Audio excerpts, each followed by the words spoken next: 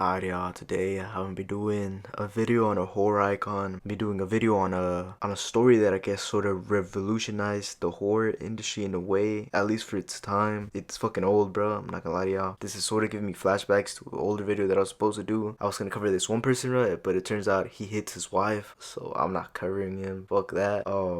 Anyways, this incel is named HP Lovecraft. Yo, I cannot lie. This motherfucker look like loving, bro.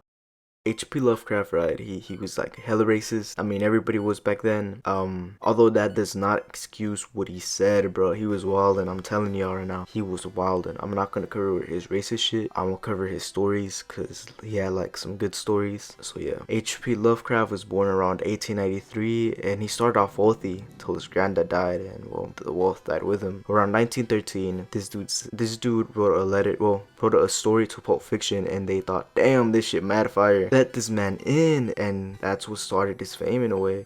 Somewhere around there, around 1923, he met a girl and he got married. Shit is fucking crazy, bro. I'm not gonna lie to y'all. How does a racist fuck like himself get a girl before me? And then he looks like this, bro. Damn, I'm fumbling the bag hard. Anyways, let me continue on. By the way, this girl's name is Sonia Green. Pause. Who the fuck is Sonia Green? Well, originally married to a man named Simone Green. She had a son who died. She was born around 1888, somewhere around there, making her like around 6-7 years older than HP. She also had a daughter. Although the daughter, well, they sort of separated due to the daughter tried to get with her uncle, and half uncle, by the way. And the mom was like, nah, get the fuck back in, bro. You is not gonna do that.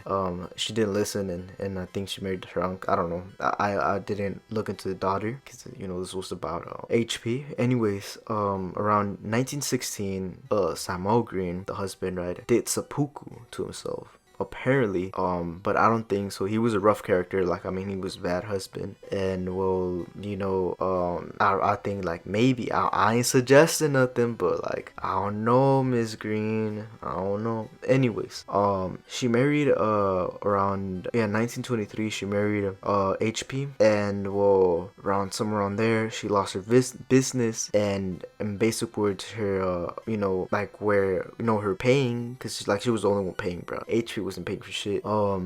She had to get a job, and so did HP like looked for one, but most of the time he either didn't get accepted because lack of work experience, or didn't get accepted because, well, here's a little thing, right? He was writing for this company called Weird Tales or something like that, and they offered him like a position, right? And he said, nah, that ain't for me. Well, not really. He said, like, I don't want to go all the way to Chicago. I'm fine over here. Till he wasn't fine, because well, I'm gonna continue reading, right? Anyways, well, he submitted like a ton more work to this company, right? And they didn't accept it. Why? Because apparently to them, he was like doing some necrophilic ass shit with the stories, and it was kind of bad. He said, nah. So his girl supported him and said, you know what, I'll get a job, right? I could do this. And she left to get a job because she was moving state to state because of her job, and this led to HP, right, being like, fuck. I'm gonna continue writing. Anyways, around 1925, around the 1920s, right, he was doing his own thing, and eventually this led to him and Houdini.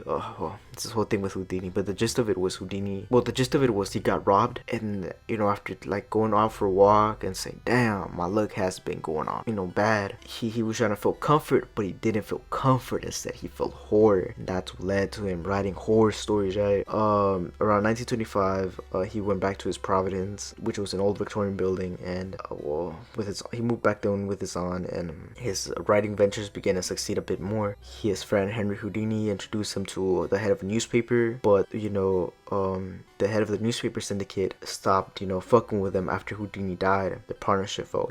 This happened around 1926, by the way. Anyway, shit gets crazier from there. His work started failing, and it felt like it was he felt like down and shit, because he was like incelish, I guess. Anyways, like around 1926, he was publishing his work, right, and it was mostly his fault that they didn't succeed. The reason being because like he was like too sensitive to criticism and didn't like criticism. He didn't take constructive criticism criticism. Nonetheless, he tried his best, right? And well, there was like these sometimes where like publishers wouldn't accept this shit, and then sometimes where publishers would. And the times when they would, he would say, nah, actually, nah. He wouldn't text them back, bro. He wouldn't like hit them back up. You know, he wouldn't even call them, nothing. Well, I mean, he couldn't text them, so call them, right? He didn't call them. So yeah, this was around 1933, by the way. Like, damn. So by this point, him and his wife, like, they weren't really seeing each other. Like, she was like, I think just sending him money and shit, and she's like, yo, this ain't gonna work out for me, cuz. So he's like, I get it. So they broke up. Eventually, like, you know, he went, and around 19, like, they separated, and then the Great Depression hit, and he became a socialist. Anyways, he died around 1937 due to cancer. My bad, I know his history is all over the place. I'm not gonna lie to y'all, I really wasn't trying. It was like, damn, let me get to the story, right? I apologize for that. Now, he was an atheist, and he really didn't believe in a God. Well, I mean, he believed there was a God, but he didn't really believe there was a God, you know? He was also super racist. I'm talking about super racist, bro. But in his later years, he began to calm down a bit with it, and I guess that's good. I don't know. Anyways, we didn't really come here for that. We came here for Dunwich. Anyways, before I cover Dunwich, right, I'm just gonna be saying this shit, bro. I will be covering it in sections. I mean, like chapter 1, 2, 3, you know? You could see Dunwich in works, you know, like shit you actually see, bro. Like Bloodborne, right? Like Dark Souls is heavily inspired by Dunwich. At least like the monster, at least his monsters that he made, because they will be like, oh, this person went insane because of it. And yeah, I mean, basically it's it. But you see, like in My Hero 2, you know, Shigaraki, he kind of represents sort of, he kind of looks like a monster, at least from you know, his works of art, I guess, you know. Anyways, I'm gonna just get fucking started on this shit. So the first part of, like, the first chapter gives us lore about Dunwich. You know, it explains how it's a town, and like once you're driving and you go off like in a fork on the road when you're in Massachusetts, you will find the town, and it's explained to be, by this point, it's explained to be fucking destroyed, bro. Like, you walk in there, you're like, what the fuck happened here, bro? Fucking old ass town, all destroyed and shit. And it is explained to be you know, like a shit ton of trees, like rocks, hills. Anyways, just imagine southern gothic environment of like imagine like Resident Evil Village. It also explains how the town is very old. I'm talking about very old. Like, shit was around the American Revolution type shit. And what it explains that around 30-mile radius, there's like, it's the oldest shit you could find, that town. It also explains how the town was had been, you know, it was like most people, the late 1600s, they would inbreed with each other. They would also say that in the Devil's Hop Yard, which is fucking hill, right? You could hear birds that sound like demonic ass motherfuckers who will suck your soul and shit. Anyways, it also states how a priest went missing after preaching something that he shouldn't have. Before we got into more modern times, well, at least the 1900s around this time. And around this time, this is before the Dunwich horror, you know, this is before like it's fucking destroyed. It is explained to be a town like of a few people, and you know, it tells the story of how the town was destroyed. Alright, so this is Dunwich 2. So around 4 miles away from the Dunwich town, we have a farmhouse, and in that farmhouse around 5 a.m. February the 2nd, a kid named Wilbur Watley was born. Well, when he was born, dogs barked, and he was born to a girl named Lavinia Watley, a deformed albino woman. Lania lived with a crazy ass father, bro. The town said, yo, that man does witchcraft, don't get near him. Anyways, it's hinted that the dad slept with the daughter. So yeah, she would also mutter prophecies that her son had powers. Lavinia would also read old books that were falling apart. Keep that shit in mind. She also went to the hills in thunderstorms. She lost her mother around 12 to a murder. Like, it's highly hinted that the dad committed the murder. Besides the point. And people did not associate with her family nor her, because they thought these motherfuckers be doing black magic. So anyways, this leads us to the Zachary family. They got to see the kid, you know, like when he was like a baby, and made a partnership to sell the Watley family cows, you know, cattle. And this kept up until 1928.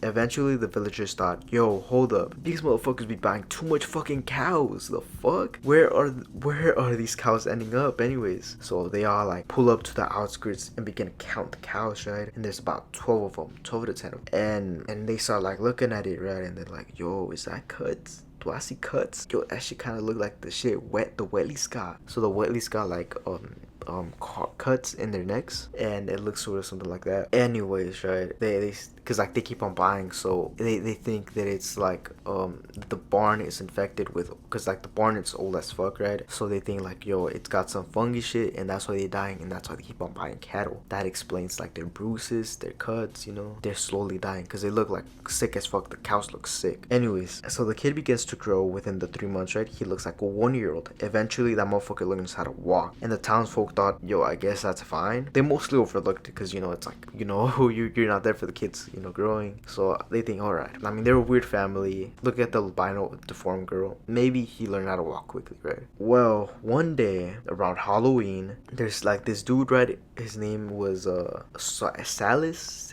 Anyways, he loses his cow that was pregnant, so he begins to look for it, right? And around Sentinel Hill, which is like a hill that has like a stone that looks like a table, this motherfucker sees a little goblin just run, right? And then he sees like the mother, and it's like this short little blaze that they see, and this motherfucker is just like, yo, what the fuck is that? And he's like, oh my goodness, that's Wilbur running, butt ass naked too. Oh hell no, the mom is naked too. Oh man, what the fuck? So he goes to the town, right, and says, y'all would not believe what the fuck I saw. I just saw that motherfucker Wilbur running butt ass naked. Then he later went on to change the story. He's like, okay, maybe he had like some trunks, I don't know, I might have seen shit. It's like hella dark, I just saw some blaze, you know?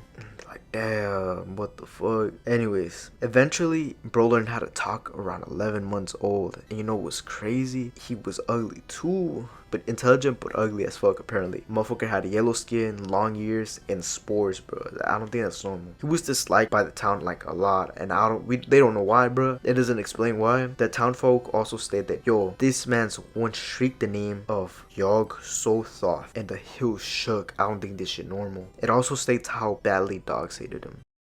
Dunwich 3. The old wetbag still continued to buy cattle. He also went ahead and fixed up the house, up roof, and amongst other things, he set up a room for the kid at like the first story of the house, and he also set up a chamber in the crib just to arrange books. The reason for doing this was because it would be all the boy would learn. Like, he will learn the cold stuff, you know. Around 1914, Wilbert Watley was about 1 year and 7 months, and the motherfucker looked like he was 4 years old and could talk normally, and granddad was working on the crib too. He made a window into a door and abandoned one of the tool sheds. So after the dude that was selling the cow to the Watleys, the dude went like near the shack, right, and the shack door opened, and like he smelled some shit. Apparently he described it as smelling worse than a Discord mod. Like, so nothing of note happened till like 1915, in which there was tremors on the ground that Halloween. Shit was crazy. Even more tremors, the other town fell too, with a mix of burst of flames coming from the Sentinel Hill altar. The boy began to grow. Eventually he looked like he was tanned, and now had to carry a gun because the dogs would try to attack him, occasionally shooting the dogs. The town really began to hate him after that. So they had very little guests, but when they did have guests, they would notice Lavinia, the albino daughter, all alone at the first floor, and would hear crying and large footsteps on the second floor. No one would know what was going on. So after one day, somebody was chilling at the crib, right, and they heard, you know, the Watley door, the second floor, right, that there was like, it was like hooves, like something was there, you know. So he went to try to open the door, but Lavinia turned pale as soon as he tried. But luckily for her and him, the door was locked, so he couldn't enter the second floor. The dogs really began to hate the Watley place after that. Around 1917, it speaks that there was a war in which the old Curtis Watley, he was part of the Watley family, but he was like located inside the town. He was like, he had no association with the Watley family, you know. He had to find people that were like fit to go to war, but he couldn't find nothing, so the government began to investigate, right? And that's when like the press sort of became interested in the town for a bit, because like it was an oddity. It was like a creep show, because like, you know, there would be like this little kid who was like around now 4 years old, and he looked like he was 15, and mind you, he was 4 years old. And you know, they also had like the witchcraft going on and all that shit, right? So this all brought them to the Watley place, and the Watleys refused to speak to the media, and the town was gawking at the fact that they got shit wrong about the town. It also states how when the reporters pulled up to the Watley place, the Watley home, it smelled like shit, but you know, what could you do? Dunwich 4. So a decade had passed and the rituals continued. The ones were like, they would light fires at Sentinel Hill and the tremors would start. Now they rarely got visitors because, you know, they be all hella weird. Anyways, They would hear sounds at the top of the crib even when they were all there. Pause. So I think they're like letting in the creature from the door that they had at the window. Anyways, to continue on. The town speculated that they were killing the cattle or torturing them. They couldn't really investigate it because, like, you know, they couldn't really get attention from the media, or they didn't want attention from the outside world. Around 1923, Wilbur looked like he was at least 20 when he was barely age 10. Mind you, he was hella ugly. So anyways, the town folks saw that shit. They saw like a ton of shit, like a lumber outside the crib. Turns out they had avoided the shit out of the second floor, meaning like they had taken out all the walls, taken out the attic, making the house like a void, you know. Anyways, so that spring comes in and they saw birds, the whippoorwills, some shit like that, the whippoorwills, some shit like that. I don't know the name of the fucking bird, bro, my bad. So anyways, they would come to the window, and this is like something of great significance, because like it's like them saying like, oh, you're about to die type shit, if you remember like in the first chapter. Anyways, besides the point. So some people were chilling at the Osborne General Store, and that day, right, like the granddad comes in and says, yeah, I think I'm gonna die. And it was, I think, August 1, right? And Wilbur is now 11, and I think, well, anyways, the granddad says like, yo, I think I'm gonna die, right? And around August 1st, Llamas night, 1924, Wilbur,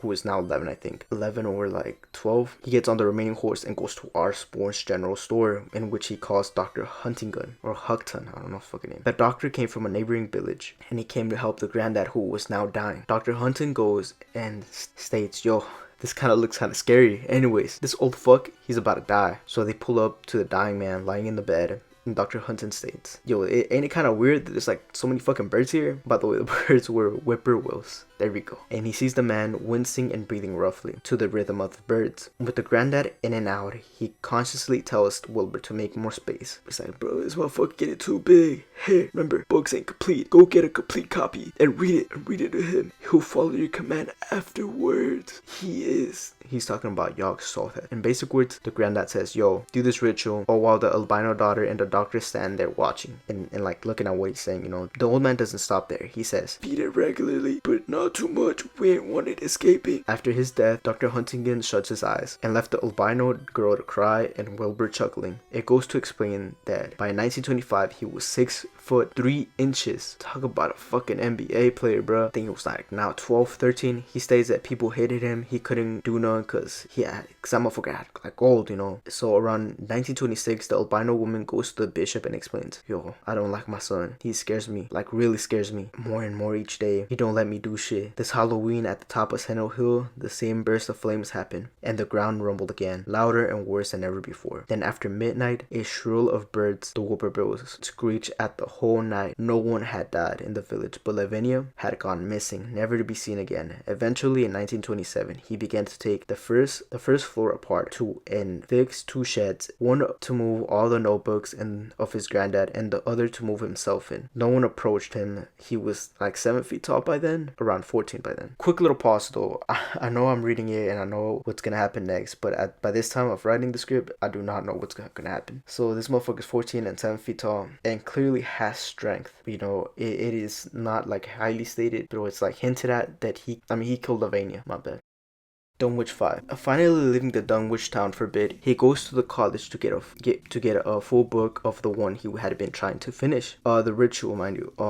Bro is about 8 feet tall now, and he went in to get an Necronomicon. Quick little pause. You know how Stephen King has this whole universe of horror stories? Well, so does Mr. HP, and his recurring character is a Rob Abdul Al-Azhar. Alright, so he pulls up to the library and says, yo, Yahami, Sil. May give me the Necronomicon Latin version.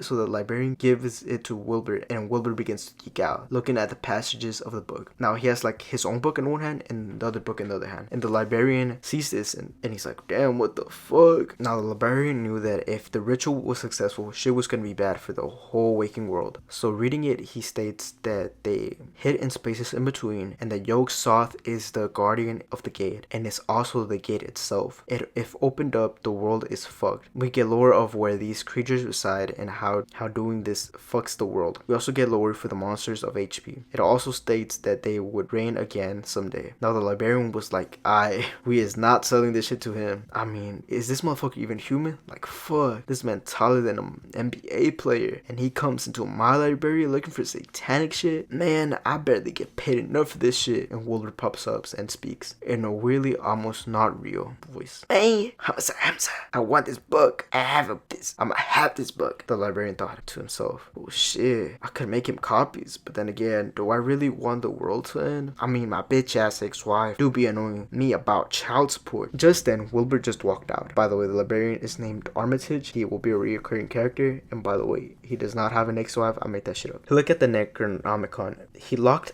the Necronomicon away and said, damn, that's a tall motherfucker. And then again, the look has been weird. I mean, he do look like an inbred motherfucker. Oh shit, damn. Sucks it ain't the 200s. I think it will make a good locale. As a matter of fact, I'ma stalk his ass. And stalk his ass he did. He got all the info we know about Wilbur, and he pondered about it. You may be wondering, what the fuck did this man just say? Well, the gist of it is that Wilbur pulls up to this library and sees a Necronomicon. He gets it, nerds out about it, and the librarian tells him, yo, you can have this shit, cause like, you know, it might cost the end of the world. And so Wilbur walks out and he locks the librarian locks the Necronomicon away and decides to stalk Wilbur. Dunwich 6. So Dr. Armitage, the librarian, tells all the other librarians, yo, if you see this motherfucker, don't sell him shit, he deserves nothing. I went out at night into the streets of Virginia. There, I found it, and do you know what I did? I found each and every one of them, and I told them,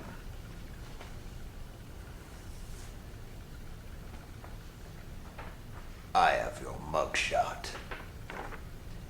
If you see this man, give him nothing. He deserves nothing.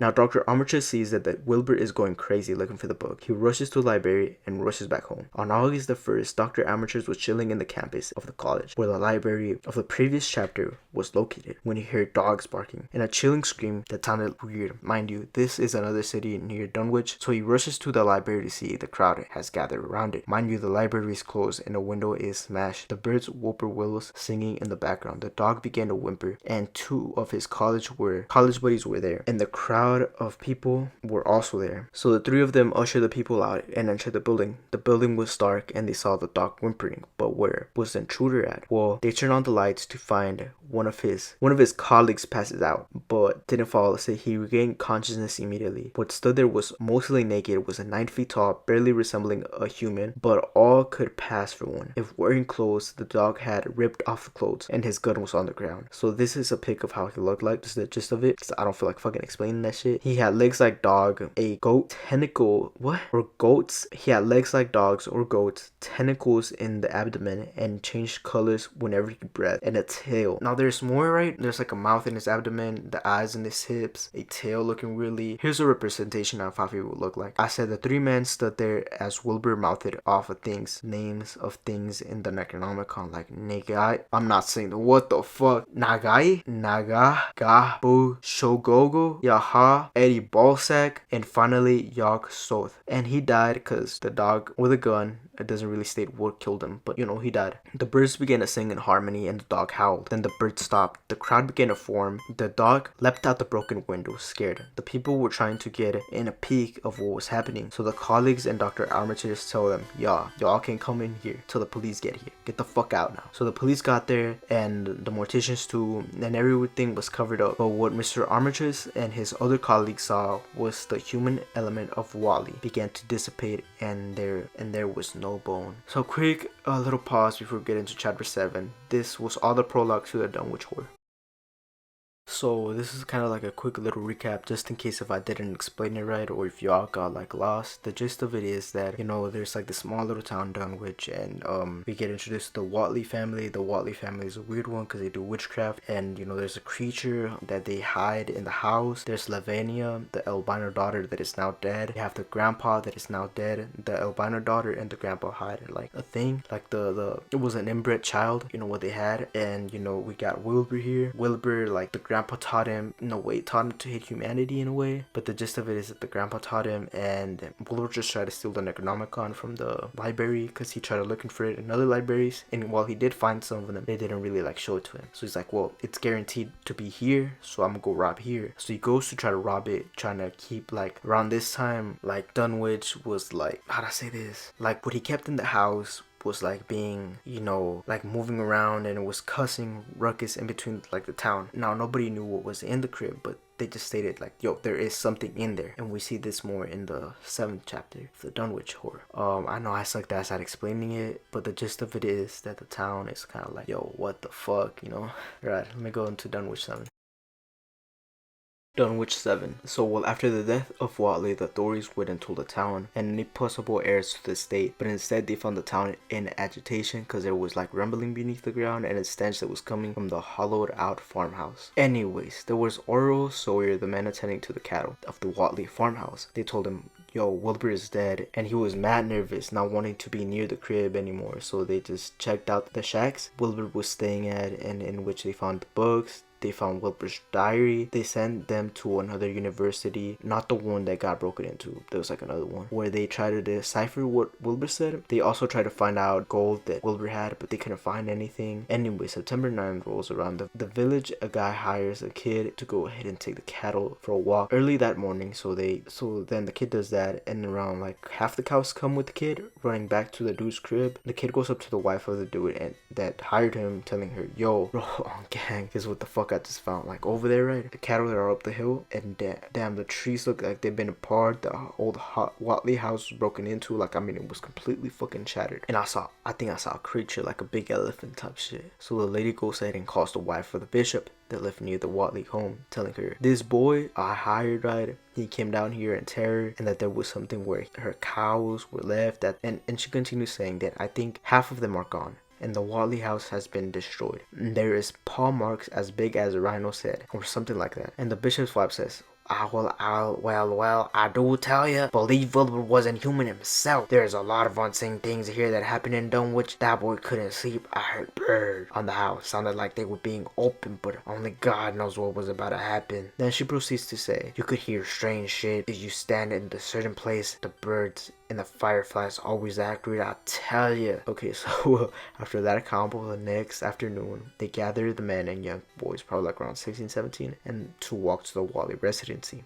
which is like located near like the Cold Spring Glen and Sentinel Hill. Mind you, the Watley house was about like 4 miles away from the Dunwich village, and Cold Spring Glen was next to, I want to say like, well, next to the creature type shit, and next to like next to the Sentinel Hill. Well, in basic words, they walk up over there and they see like a downward slope of trees crushed, and then cows scattered all over the place, right? And like when they were scattered, right, they look down and there's like this little ravine that leads like to Glens Creek, and there they find like this old caved-in house. So the people now in the village were like alerted, right? So they try to alert the press, and they do, but the press takes it as a joke. And they write like a fucking article making fun of the Dunwich, you know, like, yo, look at these crazy ass fuckers, like y'all could believe this shit. So they all like laughing at it, you know. Meanwhile, the men and young boys were arguing of who should go first to look like, you know, to like go look over there at the ravine, while the people at the village, you know, went and did ask, you know, for the article and shit, like, yo, this what's going on, right? But nobody listened, and the men were arguing, and the dogs, so like, they're like, okay,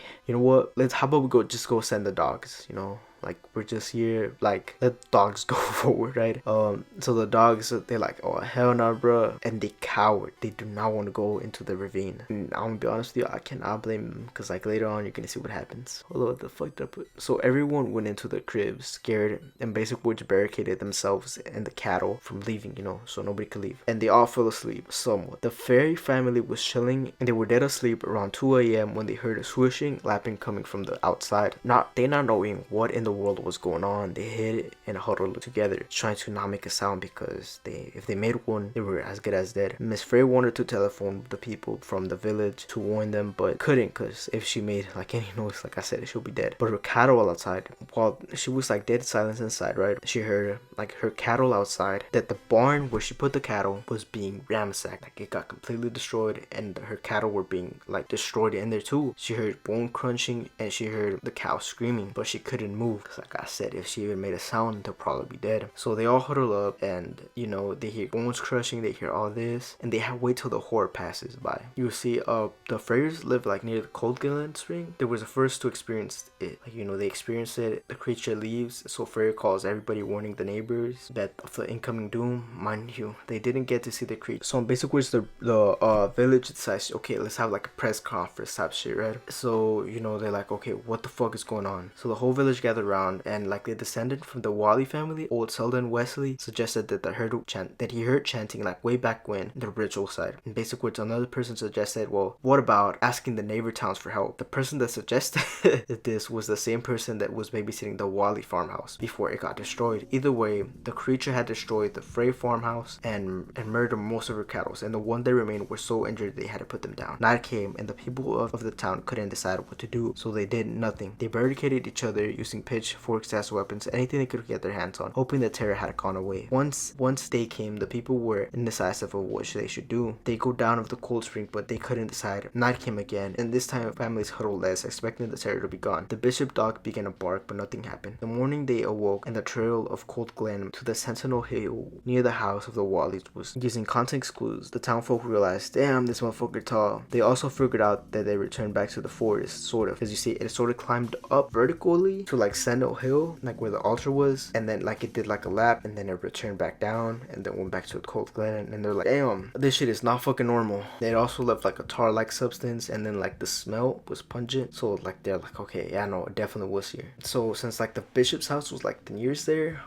that's why like dogs began to bark and shit. So yeah. Anyways, Thursday night had come. The birds near the glens were sounding, not letting people sleep, and around 3 a.m. everybody's telephones began to ring. Those few who picked it up heard pleas and help, screaming, help, oh my god. Then silence. The morning the people began to call each other, trying to figure out who was the one that, you know, got taken out. Everybody answered except for one family. That was the Frey family. Quickly the town sent out men that were armed to the Frey's house that was located at the Cold Spring Glen, somewhere around there, and what they found was the house caved in, but no sight of them. They had been erased from the Dunwich.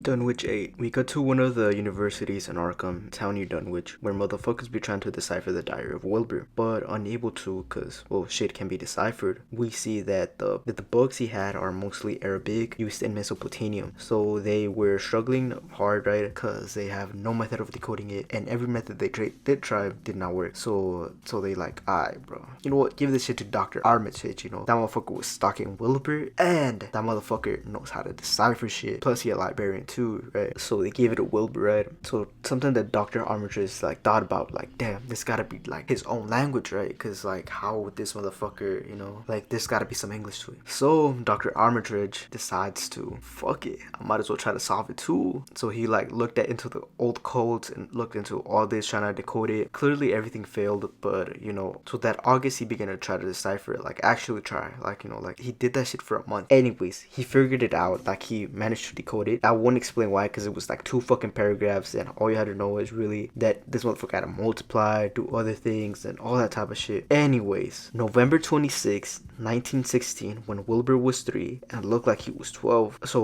what it basically translated was that Wilbur was learning the Akolu language. That's a Lovecraftian made up language, right? Well, Wilbur learned it to try to communicate with the Sabathith, the creature, you know. It also states how it could be answerable from the hilltop and the stairs, and how he sort of catched it from the air, and it made no fucking sense, I'm not gonna lie to y'all. It also comes like, says that Ellen Hutchins, Cole, and Jack told him, yo, don't get too close to it, it might bite you, type shit. Anyways, the granddad made him say the DHO formula all night. It also states how he saw the inner city of the 2 magnetic poles, and it also states wanting to go there once the earth is cleared off from like all the species, all vegetation, everything, right? So doing the DHA formula to speak to the thing, right? Well, anyways, it also states how it would take years for it to be clear off, and how the granddad would be dead by then. It also states how the ones in the air would help, but can't take up a body without human blood. It also states how it will learn all angles and planes of the formula between the Ur and Non-Gur. What? It's NHHHNG. So then he ponders how things will be once there is no one on Earth. So Dr. Armitage keeps on reading. By morning of the September 3rd, he reads all day, barely eating, telling his wife, like he's like basically it's kept to himself for like a whole month trying to decipher this event. Like he has nightmares when he dozes off, but wakes up and continues, like he just shrugs it off and just continues reading it. So September 4th, two of his homies pull up and say, yo, bro, this ain't good. And he's like, shut the fuck up, bro. I'm deciphering this shit. He hasn't seen like his wife like in about like a few like days, But his wife is like a good wife and brings some food, which is kind of crazy. So he's like in his office and the wife is bringing him food. He said that in due time he'll explain all. Exhausted, bro passes out and his wife comes in bringing him food. She's like hella supportive of his work. So he was like in his office, half comatose, ready to pass out, and his wife pulls up again. I think this was around September 4th, September 5th. His wife pulls up and sees all the papers scattered around. Dr. Armitage gets up and gets the papers and puts them in his coat. His wife helps him into the car and takes him home. She also calls the doctor to make sure that he's okay. The doctor to put him to bed. So that is kind of crazy. So the wife puts him to bed and then the doctor puts him to bed too after checking him. But the doctor could only hear him whisper something though. But so what he was whispering was, what in God's name can we do? So after that long sleep, he gave no explanation to Dr. Harthau, but in his calmer moments spoke that he needed to talk to Rice and Morgan. Those were the two of his friends, the colleagues that were with him when they saw, the body of Wilbur. He seems frantic to destroy the farmhouse of the Watleys and how they plan to experiment on human race and animals and vegetables. This would be brought on by an elder race. These beings being from another dimension. He would also state how the elder beings wanted to strip the earth from the solar system and from the cosmos to another plane of existence, seemingly returning to it in time eons ago. And other times he would call for the Necronomicon and the Demonotillatory of Rimigus in hopes of finding the formula to fix all this. Dr. Armitage continued throwing his tantrum, saying he could stop it and to summon Rice and Morgan for help, eventually passing out. But you see, Armitage had a strong mind. It also states that his age, guess how old he was first of all? Exactly, he was 73 years old. This motherfucker was 73. When he woke up Friday, he woke up Friday, right, and chilled. Saturday morning, he went to the library and hit up his homie saying, "Yeah, we were ready to slay some elder god." He didn't really say it like that. It was just like a conference, and they all like discussed what they're gonna do. Then that Sunday, they did little experiments to make sure they could kill the beast, and then they contemplated telling the state, but would not tell them because, like, the state wouldn't believe that there was like a fucking eldritch monster out in the forest of Dunwich. Anyways, so let's skip around Wednesday because the rest of the days they were like doing experiments. They were like making sure they could actually kill it. They were planning out everything. So we skip to Wednesday, right, where like they're like ready to go. They're ready to attack. They're all ready. They make like this little spray thing that like exposes gas basically. Dunwich 9. So the next day, like around Thursday, I want to say maybe Friday, somewhere around there. Well, after the Frey incident, basically, they arrived by the car like at 1 in the afternoon, and they asked the natives, yo, what the fuck's going on here? They learned everything we know that happened in chapter 7. So since the disappearance of the Frey, 5 police came right to the town to like say like, yo, what the fuck is going on? Where are these like couples, right? So Armitage and the gang went to like try to find them so they can compare notes. So they pull up to the Frey place and they find like the remains and everything, but they also find folk like around there. And then we see Sam Hutchins, a local there, thought like of something, right? Because like they made him turn pale. So at this point, like, just mind you, they're like, there's like a group of people and like trying to find the police, and then our gang comes in and they're trying to find the police too. And then like this local thinks of something, like, oh, he looks at Fred Farr, which is another of like the locals that was there, and pointed at the ravine in Cold Spring Glen. Mind you, the birds were crying out loud, and well, Fred explains to Armitage, yo, I think the police went down there and I don't think they're coming back. Nightfall was approaching, so Armitage and the gang got ready, and they basically, it's like the locals went back to their town, right? And one of Armitage's homies was like chanting what he like saw on the paper, right? Because like he had a paper and he had like to memorize everything before they went ahead and Well, you know. Anyways, the folk go back, you know, and they're like, oh shit, now we gotta wait. The townsfolk went home, and Armitage like got ready, and he was like just there, you know, waiting. He waited like hours passed. They were getting like hints of smell that the creature would occasionally like, you know, let out, and everybody was like anxious, you know. So one of like the homies says, yo, what if we go and attack her now? And Armitage said, nah, not on his terms. We're blinded by the fucking night, bro. It's like a forest, we can't see shit. So they waited and waited. Then morning came. The clouds began to form. At first it was like light rain, you know, then a downpour. Like, okay, so everything was destroyed, right? But there was like a few like little places where like they could camp out. They went into like one of the like the little places near the Freyr house, right? So they went, camped out there, and they began to talk. So like I want to say like they waited like an hour, 30ish minutes, right? Like they were just talking, right? Like they were like, okay, well, what could we do? Then they saw the dozen man like coming towards them. At first they could hear like the shit that they were saying. I mean, at first they couldn't hear shit because of the thunderstorm that was going on. Then they came up and he could barely hear what they were saying. So apparently some guy hired this kid to take their cattle like out the barn, right? So they could walk the cattle. Well, then the little jit, right, saw like the trees like fucking bending outwards and shit. So the kid ran and told them. So anyways, like after he told them, right, they went to like the phone line to call like around the whole village and say, yo, like this kid just saw like something out in the forest. And the bishops were the ones to pick up, you know, the ones that Lavania talked to. Anyways, the bishops, right, they were like, oh shit, where at? Well, it's actually kind of near you. No fucking way, it's near me. Anyways, the bishops get attacked and like it's slamming against the house, right? But like the woman cannot see like what's attacking it. They cannot see at all. She must have not gotten her inside of Bloodborne reference, by the way. Anyways, they cannot see what's attacking them, so they're like, oh shit, what the fuck's attacking? You know. Anyways, the house gives in, and well, the gist of it was like the dogs were barking and everything was going on, and everybody was afraid. So like a small group of men formed, right, and they went in like with guns, you know, like just ready to blast like the creature. But when they got there, well, there was no creature and no persons, but they did see prints. So like the crowd members pulled up to the armatures so like they could like, you know, try to fight it. So armatures like, I bet. And an empowered Tony said, on gang, we need to fight this shit. So he got a spray, right, and he goes and says like, okay, point me to the direction. And they point him to the direction, right, and it's like, okay, is this a shortcut? And it's like, yes, just cut through the forest and you'll make it towards the crib, to the bishop's crib. He's like, alright, then I walk over there. So the crowd, like there's like a crowd behind them, and it's like the three men just walking all the way over there. So like you know, they're like, oh shit, you know, this bitch about to fight. So like eventually you know, Dr. Armitage takes a wrong turn, and Earl says, nah, going the wrong way, follow me. Earl is like another of the town folk. So yeah, so they go ahead and make it to the crib, right, and they see like the trails that lead to the Watley house. So they go and follow the trail. By this point the thunderstorm was passing and patches of light were forming, you know, so the sun was shining, making it so they make it to the top of the hill, and Armitage and the gang see the trees spreading apart in the distance. So Rice and Morgan, being the two friends of Dr. Armitage, pull out the binoculars they had, and they see like the creature making like, you know, treadway like towards the mountain. So Armitage says, alright, we're gonna follow it, and gives like the townfolk the binoculars, well, the telescope technically, and they go ahead and go over there. Well, not exactly, it was more like the by the way, like the townfolk began to question them and like, yo, what are you gonna do exactly? Like give us answers, and he's like, I'm gonna go fight you guys, chillax.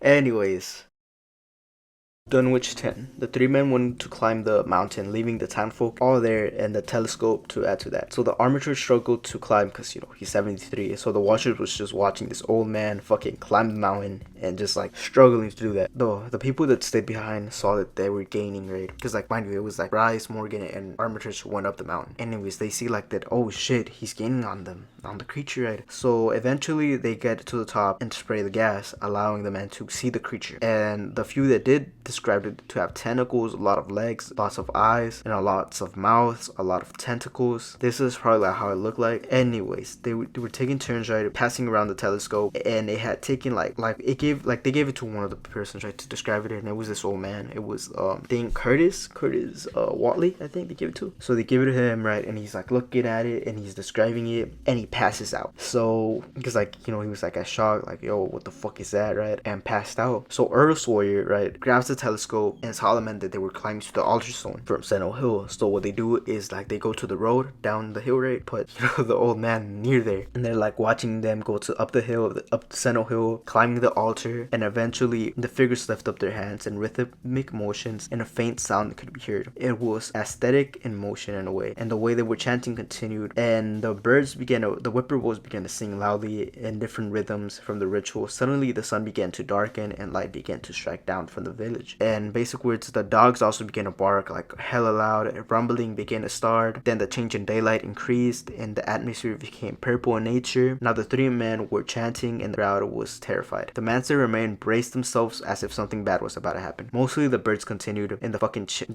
chant continued too. The loud voices came and the voice wasn't like of man, it was like something, it was a creature basically. And the man began to hear Yagnai, Yagnai, Tifithig Naga, Yog So. Then it began to crow. Yathi, hide in.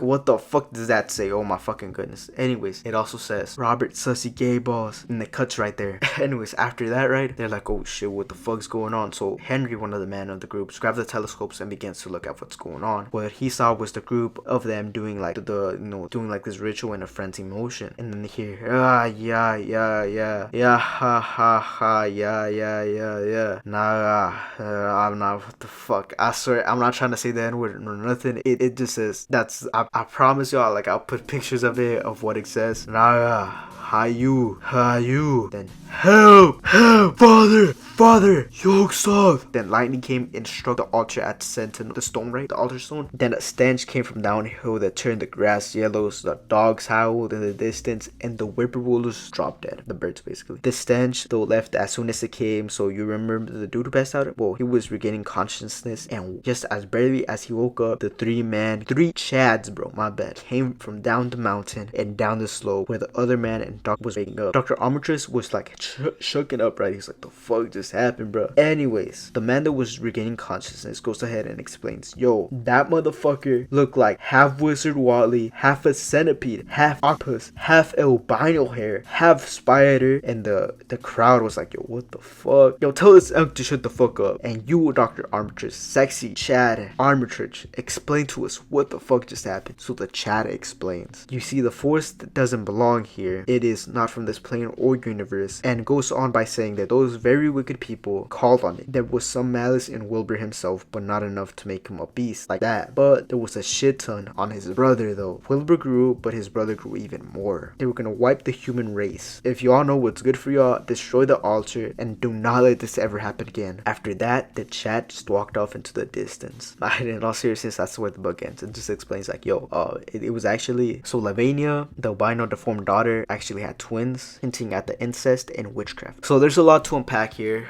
I would totally not link the copywritten story down below. Wink, wink. Alright, in conclusion of the video, so well, it explains some things, like a lot of things. In chapter 8, if you read the portion translated of the text, I was like, what the fuck? Because I couldn't understand what the fuck it mean. It got it out of the air. So I'm like, am I reading this wrong? Turns out it was just his crazy twin brother. Anyways, this is considered a staple in horror history because it's kind of a good story. I didn't know justice. I tried to simplify it mostly because the time I was reading this story, well, not reading it, but like the time I was hearing it, I was playing Fallout, and I remember like, what the fuck, because like I didn't understand it. I don't know if I was too zoned into the game, or, well, once you pick up the copy, he uses like big eccentric words just to describe something small, and I hope I did justice by making it even smaller and explaining what actually happened. I know I sucked ass, and probably when I be editing it, I'm gonna add like more stuff that I didn't add into the original story just to make sure like it flows good. Anyways, so we have like a lot of things, right? Like the demons, the elder beings out of this world, and what's kind of crazy is him being the brother, right? But what I find like kind of significant is that they were brought into a world where they didn't belong, right? Like these creatures, they're like brothers, but they didn't belong in this world. They were in a place they had no business being in, Earth basically. And